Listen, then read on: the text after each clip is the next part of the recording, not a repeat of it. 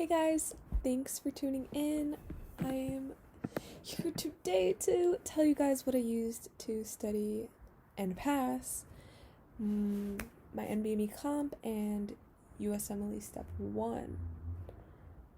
So grab your notebooks or just listen up so you can know the resources to study. So I'm actually in Chicago right now. I'm in clinicals. I'm currently in my internal med rotation. The doctor's great. I'm only in week 1. But yeah, if I can do it, if I made it here, you can do it too, okay? So just study the material that I'm going to tell you or try your best to, and you should be able to make it here. It's pretty easy. Okay, no it's not, but if I can do it, I know you can. So I kind of made a list of what I studied. So essentially, like, this is your best friend and like questions. So like UWorld and like other sources. But so you all know the mnemonic UFAP, UWorld, First Aid, Anki, Pathoma. Those are basically like the most important resources that you need. So when I was in my basic sciences, not studying in my dedicated, I basically watched a lot of Boards and Beyond and annotated the heck out of this book. You could see, pretty beat up, so that when I reached my dedicated, I didn't have to like go over and watch all those videos or read all the same text, that I could just refer to like that one thing. I'll give like a little overview of what I studied for like each class. A lot of the classes I did BRS for, so that's a really good textbook. And First Aid is awesome too. Like they have like a lot of sections for each class, so you can read that, but I know it's not enough, so that's why you need to use the other resources to fill it in. Then BRS, Boards and Beyond for every class, of course. Such a good resource. But when I was reviewing anatomy again, I also added 100 concepts. I don't know if you know what that is, but it's basically like 100 concepts of anatomy, but there's like more than 100 facts but like it's 100 concepts that you should know for anatomy. Like those are the stuff that you should know, but there's also like extra stuff too. For ethics, dirty medicine, and even first aid, I don't even know if actually any of the first aids, maybe a few first aid stuff was on my exam, but dirty medicine's really good, even for like other videos too. Like he's awesome. For physio, I was reading the textbook Guyton and Hall, but that was so long. Then I switched to Costanzo. Then I got too lazy to read the textbook, and I was doing BRS, but if there was stuff that like I wasn't too sure about, or if I needed like more in-depth, then I would go into one of the textbooks.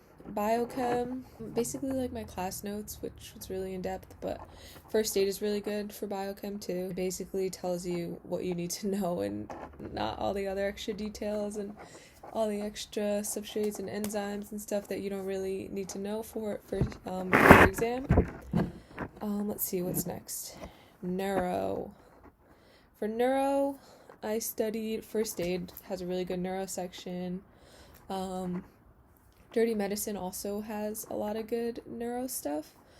Also, Lippincott. Oh yeah, Lippincott. That's what I read during class.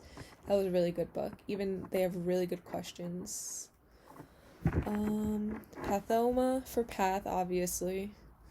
You definitely need to read that a few times. I would even watch the videos, and I even watched Boards and Beyond for that too, and then filled it in Pathoma. So for Pathoma, I wouldn't fill in the stuff for First Aid because I was going to read Pathoma separately. So I would annotate Pathoma because I knew I was going to read that. Let's see. Behavioral sciences. Basically, my class notes were really good because my teacher was really good for that class, so I basically used that. And First Aid has a pretty good behavioral science section.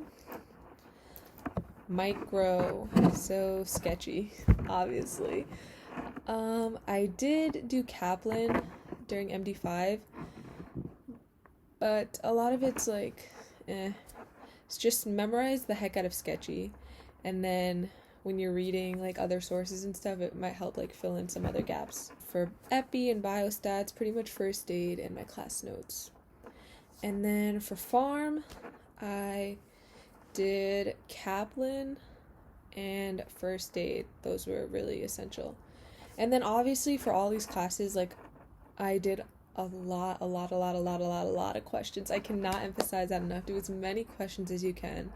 I would do the first aid questions, and then even boards and beyond, there's questions at the end that you can do at the end of each video. So yeah, do those. And then there's even like other textbooks that have questions. Or another good question book is pretest. So yeah, I would do the pretest questions and yeah, first aid. So yeah, I'm sure you guys know pretty much to use those, which I honestly started Anki kind of late in the game.